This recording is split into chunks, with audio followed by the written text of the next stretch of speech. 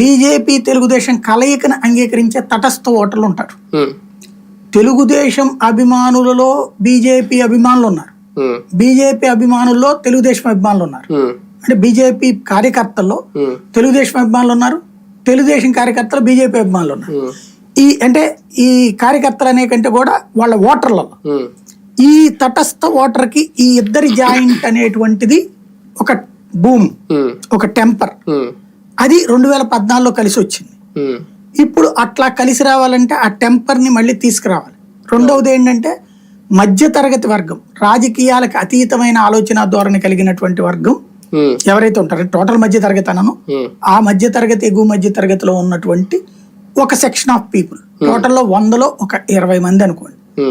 ఈ 20 మంది పార్టీలకు అతీతంగా ఆలోచిస్తుంటారు. ఎవడు కరెక్ట్ అయితే అటేద్దాం, ఎవడేదైతే మంచోడైతే అటేద్దాం. అది అభ్యర్థిని చూసినా, పార్టీని చూసినా, విధానం చూసినా, మేనిఫెస్టోని చూసినా, సంస్కరణలు చూసినా, ఇట్లాంటిది. అలాంటి వాళ్ళకి ఈ కాంబినేషన్ కరెక్ట్.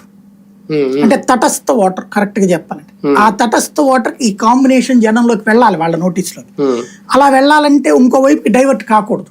మేనిఫెస్టోకి వెళ్తే ఈ ఖచ్చితంగా ఈ 6 పెట్టాలి కదా, అది ఆ తటస్థులకి విరక్తి. జగన్ అయి చేస్తున్నాడనే నచ్చనటువంటి వాళ్ళు చంద్రబాబు చేస్తానంటే ఎక్కుతుందా? లేదు. కాబట్టి మేనిఫెస్టోని హైలైట్ చేయరు వీళ్ళు, బంధాన్ని హైలైట్ చేస్తారు. బంధాన్ని హైలైట్ చేస్తారు ఇన్ ఫ్యూచర్ కూడా. అంటే మోడీ వచ్చేసాడు కాబట్టి మాకు ఓటేయండి అంటారు, కానీ సూపర్ 6 పథకాలు ఆల్రెడీ ఇంత ముందు చెప్పేశారు కదా జనాలు. అది తటస్థులకి నచ్చదు, వాళ్ళకి సంబంధించిన అంశం కాదు అది.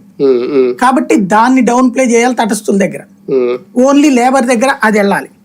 అది ఆ స్ట్రాటజీతో భాగంగా ఆ చిట్ట చివరిలో ఆ ఆలోచన విధానాన్ని మార్చేసి మోడీ సభకే పరిమితం చేశారు. ఈ బంధానికి సంబంధించి, ఈ కూటమికి సంబంధించి పవన్ కళ్యాణ్ గారు చేసిన ప్రయత్నం ఆయన చెప్పినట్టే పెద్ద మనిషి పాత్ర, పెద్ద మనసు చేసుకుని